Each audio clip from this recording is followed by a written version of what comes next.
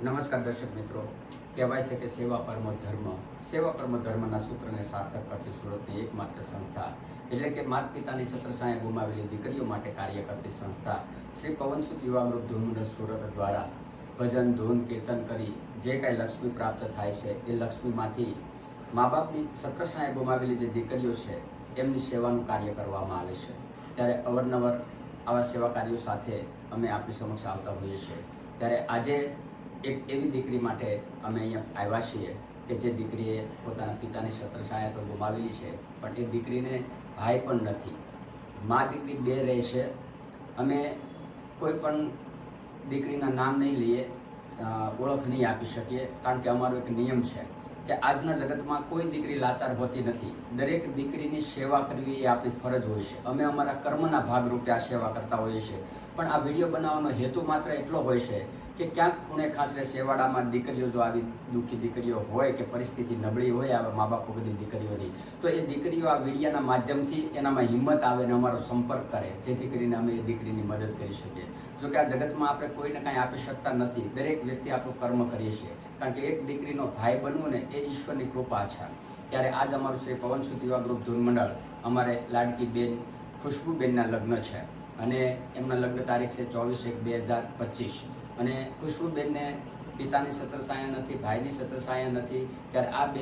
બેનના વીરા બની અને અમે આજે એનો કરિયાવર લઈને આવ્યા છીએ। આજે દીકરીને અમારાથી જે કાંઈ પોગાય એ સંપૂર્ણ કરિયાવર કરવાનો પ્રયત્ન અમે કર્યો છે, કારણ કે ફૂલને તો ફૂલની પાંખડી, કારણ કે દીકરીને તો જેટલું આપે એટલું ઓછું છે, પણ આ અમારી લાડકી બેન છે અને એ બેનને અમે કોઈ ઉપકાર કરવા માટે નથી આવ્યા, કોઈ લાચારી નથી, પણ સાહેબ અમારી એક ફરજ છે કે આવી બેનને મદદરૂપ થવું અને આમે આ ધ્યેય સાથે અમારી સંસ્થા કાયમ કામ કરતી રહી છે કે સાહેબ આપણે ભજન ધૂન કીર્તન કરી આ યુવાની ઈશ્વરે આપી છે, તો આપણે કંઈક એવી બેન દીકરીઓની વારે આવીએ અને એવી બેન દીકરીઓ, કારણ કે આજની પરિસ્થિતિમાં મા દીકરી રહેતા હોય, પરિવારનો ખૂબ સાથ હોય, પણ કોઈ પાસે માગવું એ આજના સમયની અંદર બહુ લાંછનરૂપ છે। એટલે જરૂરિયાત હોય છતાં પણ માગી ન શકાય, અથવા તો કદાચ પરિવારના સભ્યો મદદ કરતા જ હોય પણ પરિવારના સભ્યોને ખબર ન હોય આને શું ઘટે છે અને ઓલા લોકો માગી ન શકતા હોય, કારણ કે આવી પરિસ્થિતિની અંદર જ્યારે જીવન જીવાતું હોય ને ત્યારે બહુ મોટી મુશ્કેલીઓ આવતી હોય। તો આવી મુશ્કેલીની અંદર આવા પરિવારને એક સંધિયારો મળે, એક સાથ મળે, એવા ભાવ સાથે અમે એમને મદદરૂપ થવા માટે આવતા હોઈએ છીએ।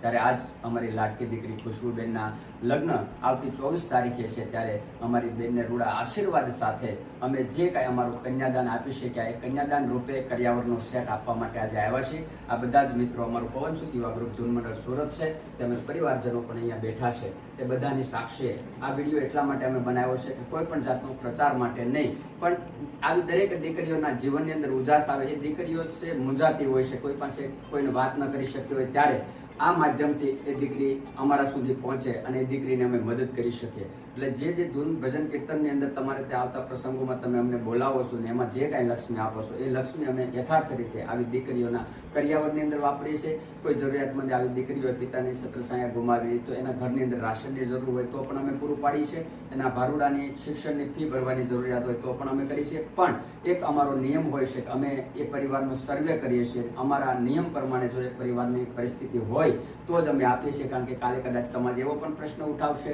કે અમે એક જગ્યાએ બતાવ્યું હતું તો ત્યાં કાંઈ નથી આપ્યું, તો કદાચ ક્રાઇટેરિયામાં ન પણ આવતું હોય। એટલે દરેક સેવાના બંધારણ હોય એ બંધારણ મુજબ સેવા થઈ શકતી હોય છે। એટલે આજે જરૂરિયાત તો બધાની જ હોય છે, પણ સાહેબ